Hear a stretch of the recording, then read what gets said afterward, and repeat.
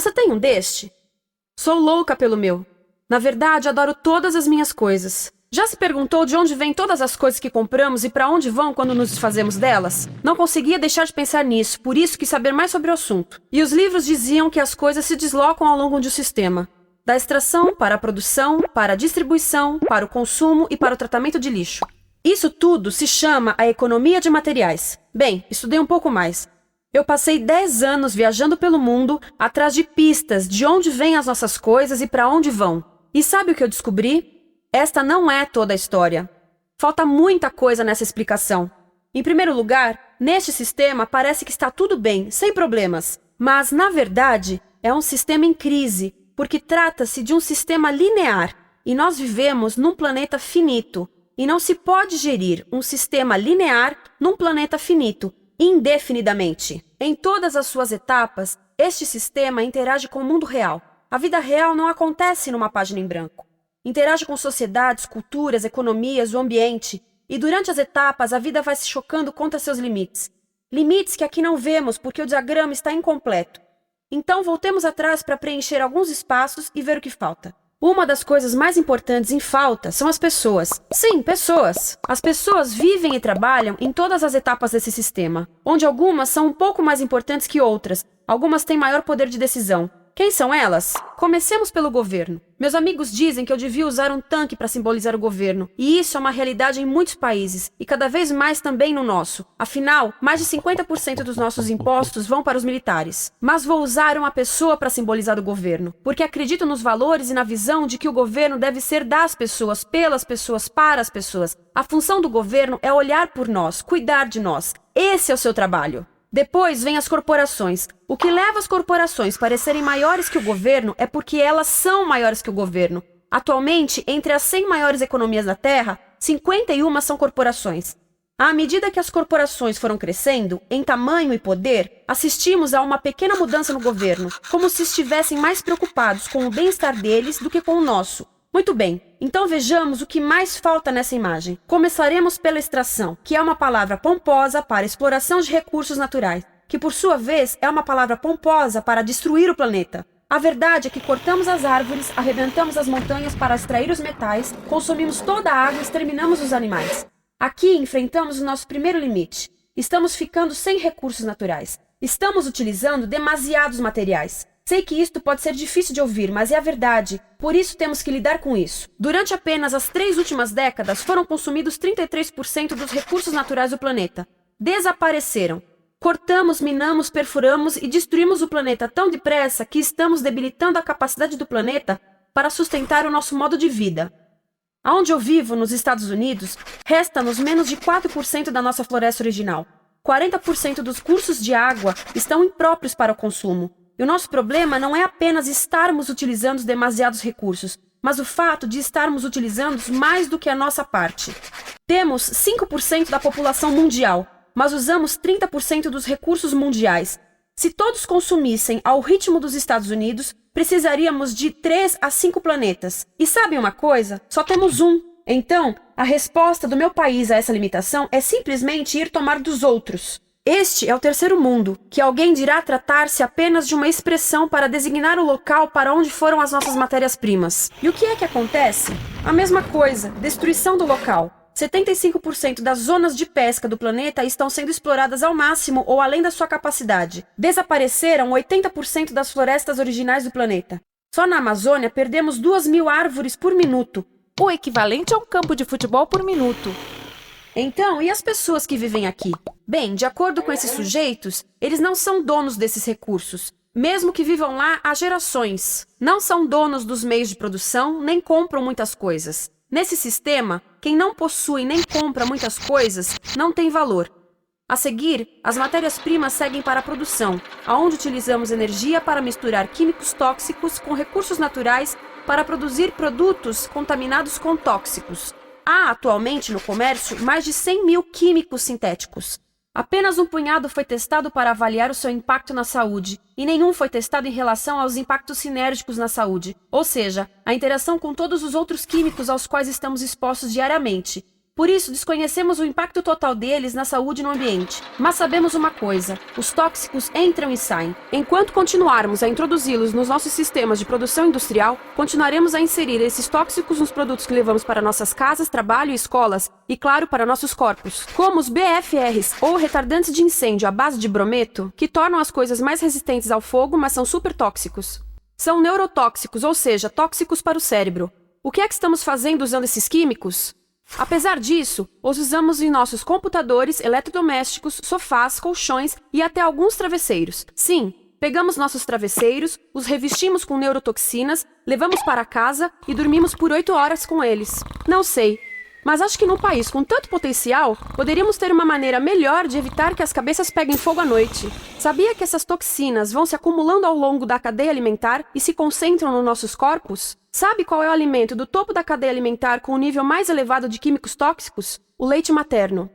Isto significa que os menores membros das nossas sociedades, os nossos bebês, recebem as maiores doses de químicos tóxicos das suas vidas a partir do leite das suas mães.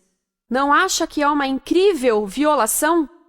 A amamentação deveria ser o mais importante ato humano de nutrição. Deveria ser algo sagrado e seguro.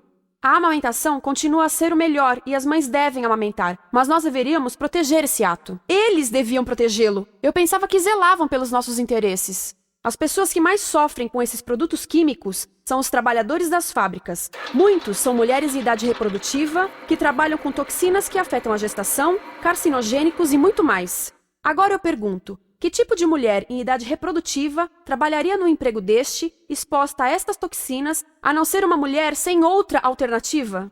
Essa é uma das maravilhas desse sistema. A erosão dos ecossistemas e economias locais aqui garante um fluxo constante de pessoas sem alternativas. No mundo, há 200 mil pessoas por dia se deslocando de ambientes que as sustentaram ao longo de gerações para cidades, onde muitas vivem em bairros de lata, à procura de emprego, por mais tóxico que seja. Não só os recursos são desperdiçados ao longo desse sistema, mas também pessoas, comunidades inteiras são desfeitas.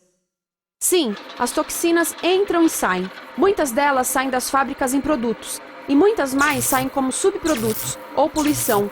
E estamos falando de muita poluição. Nos Estados Unidos, as indústrias admitem liberar mais de 1.800.000 quilos de químicos tóxicos por ano. Deve ser muito mais, porque isso é o que eles admitem. Trata-se de outro limite, porque quem quer ver e respirar 1.800.000 quilos de químicos tóxicos por ano? Então o que eles fazem? Mudam as fábricas poluidoras para o estrangeiro, para poluir outros países. Mas, surpresa, grande parte dessa poluição volta para nós trazida pelo vento. E o que acontece depois de todos os recursos naturais serem transformados em produtos? Passam por aqui, para a distribuição, o que significa vender todo o lixo contaminado com toxinas o mais rápido possível. Aqui, o objetivo é manter os preços baixos, com as pessoas comprando os produtos em constante movimento. Como eles mantêm os preços baixos? Pagam salários baixos aos trabalhadores das lojas e restringem o acesso aos seguros de saúde sempre que podem. Tudo se resume em exteriorizar os custos. O verdadeiro custo da produção não se reflete no preço. Em outras palavras, não pagamos aquilo que compramos. Outro dia estive pensando nisto.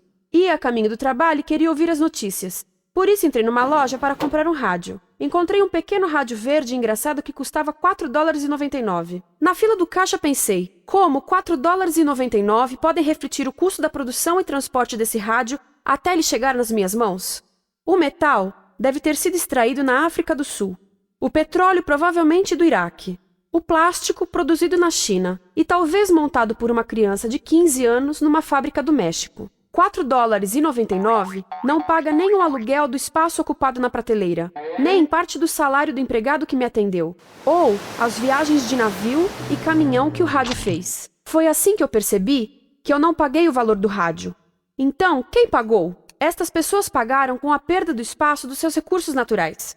Estas pagaram com a perda do ar puro, com o aumento de doenças como asma e câncer. As crianças do Congo pagaram com o seu futuro, pois 30% delas abandonam a escola para trabalhar nas minas de coltan, um metal que usamos em aparelhos eletrônicos baratos e descartáveis. Estas pessoas pagaram por não ter direito ao seguro de saúde.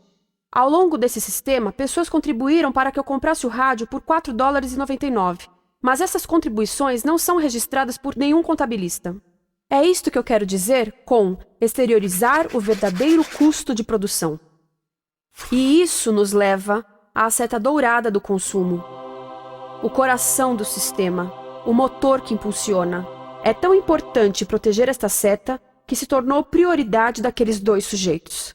É por isso que após o 11 de setembro, quando nosso país estava em choque, o presidente Bush poderia ter sugerido fazer luto, rezar, ter esperança, mas não, ele disse para fazermos compras. Compras! Nos tornamos uma nação de consumidores. Nossa principal identidade passou a ser de consumidores. Não mães, professores, agricultores, mas consumidores. Nosso valor é medido e demonstrado pelo quanto contribuímos para esta seta. Quanto consumimos. Não é isso que fazemos? Compramos, compramos, compramos. Manter os produtos circulando. E como circulam? Sabe qual a porcentagem dos produtos que circulam através desse sistema que ainda são usados 6 meses depois da venda na América do Norte? 50%?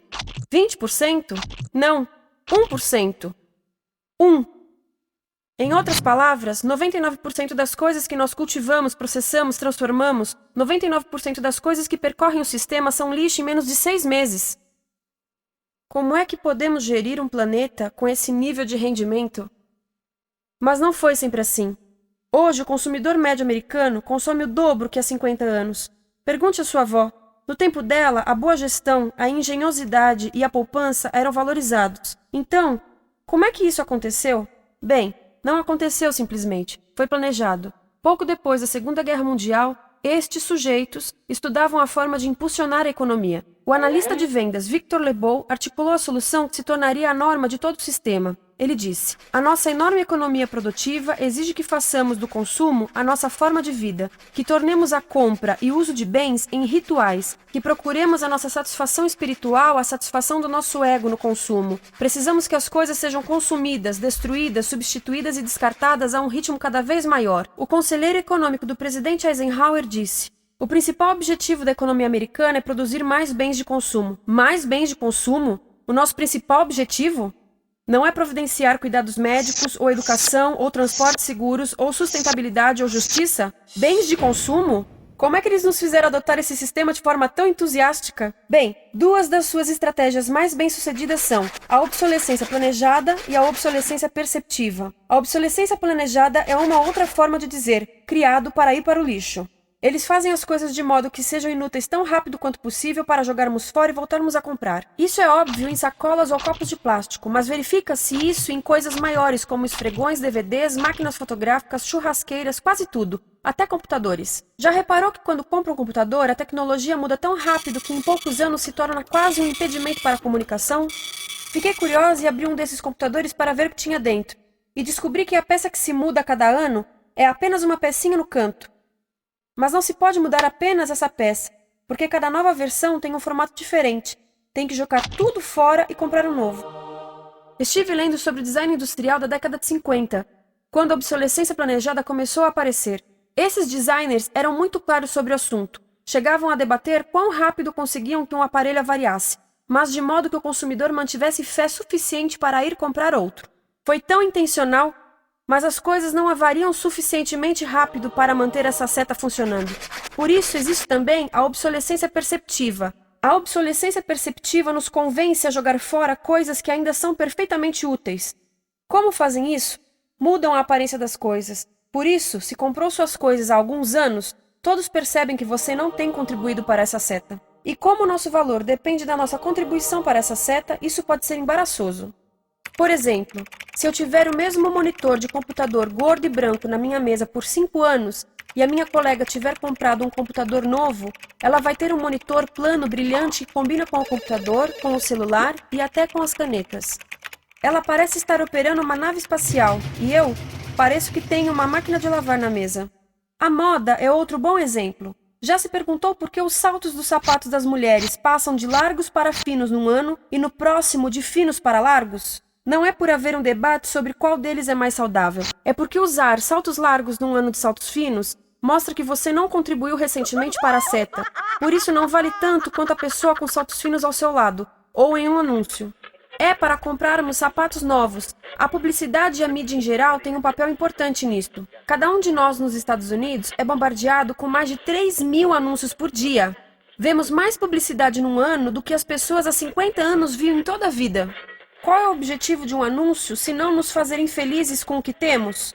Por isso, nos dizem 3.000 vezes por dia que nosso cabelo está errado, nossa pele, nossa roupa, nossos móveis, nossos carros, nós estamos errados. Mas tudo se resolve se formos às compras. A mídia também ajuda a esconder tudo isto e isto. Por isso, a única parte da economia que vemos são as compras. A extração, produção e envio para o lixo acontecem fora do nosso campo de visão. Por isso, nos Estados Unidos, temos mais coisas do que tivemos antes, mas pesquisas mostram nossa felicidade declinando.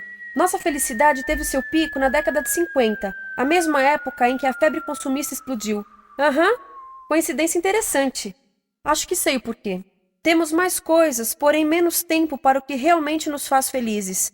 Amigos, família, tempo livre. Estamos trabalhando mais do que nunca. Analistas dizem que não temos tão pouco tempo livre desde a sociedade feudal. E sabem quais são as duas atividades que mais fazemos no pouco tempo livre que temos? Ver televisão e fazer compras. Nós, americanos, passamos 3 a 4 vezes mais tempo comprando do que os europeus. Assim, nessa situação ridícula, vamos trabalhar talvez em 2 empregos, e quando chegamos em casa exaustos e sentamos no sofá novo para ver televisão, os anúncios dizem que não prestamos, então vamos às compras para nos sentirmos melhor. Depois trabalhamos mais para pagar o que compramos e chegamos em casa mais cansados, vemos mais televisão que nos diz para fazermos compras outra vez. E estamos nesse ciclo de trabalhar, ver, comprar, e podíamos simplesmente parar. Então, no final, o que acontece a todas essas coisas que compramos? Nesse ritmo de consumo, não cabe tudo em casa, apesar do tamanho médio das casas ter duplicado nesse país desde os anos 70. Vai tudo para o lixo, e isso nos leva ao tratamento do lixo.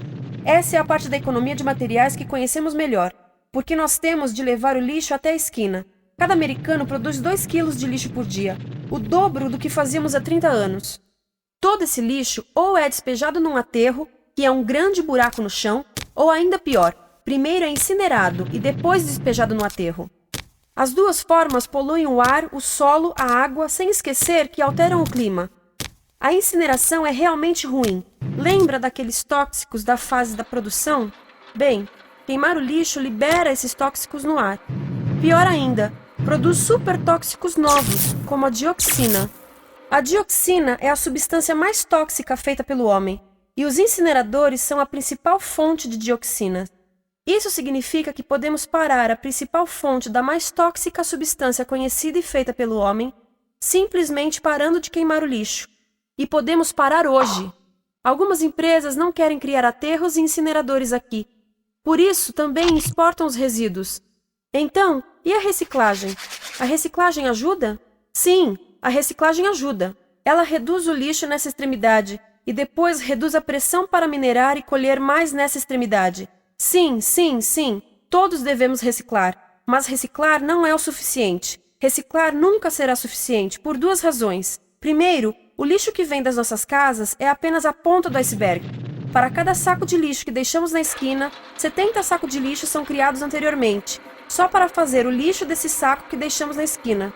Assim, mesmo que pudéssemos reciclar 100% do lixo das nossas casas, não se chegaria ao coração do problema. Além disso, grande parte do lixo não pode ser reciclado, ou porque contém demasiados tóxicos, ou porque é criado de início para não ser reciclável, como aquelas caixas de suco, que têm as camadas de metal, papel e plástico, todas coladas. Não dá para separar essas camadas para reciclá-las. Como se vê, é um sistema em crise. Por todo o percurso, estamos batendo em limites, do clima em mudança ao decréscimo da felicidade. Simplesmente não está funcionando. Mas a parte boa de um problema tão generalizado é haver tantos pontos de intervenção. Há pessoas trabalhando aqui salvando florestas, e aqui na produção limpa. Pessoas trabalhando em direitos do trabalho, em comércio justo, em consumo consciente, no bloqueio de aterros e incineradores. E muito importante, em recuperar o nosso governo, para que seja realmente pelas pessoas e para as pessoas. Todo esse trabalho é criticamente importante, mas as coisas vão realmente começar a se mover quando enxergarmos as ligações, quando enxergarmos o panorama geral. Quando as pessoas ao longo do sistema se unirem, poderemos reivindicar e transformar esse sistema linear em algo novo, um sistema que não desperdice recursos ou pessoas, porque aquilo de que precisamos nos livrar é da antiga mentalidade de usar e jogar fora. Há uma nova escola de pensamento nesse assunto, e é baseada em sustentabilidade e equidade, química verde, 0 resíduos, produção em ciclo fechado, energia renovável, economias locais vivas, já está acontecendo. Há quem diga que é irrealista, idealista, que não pode acontecer. Mas eu digo que quem é irrealista são os que querem continuar pelo velho caminho. Isso é que é sonhar. Lembre-se que a velha forma não aconteceu por acaso. Não é como a gravidade que temos que conviver. As pessoas a criaram, e nós também somos pessoas. Por isso vamos criar algo novo.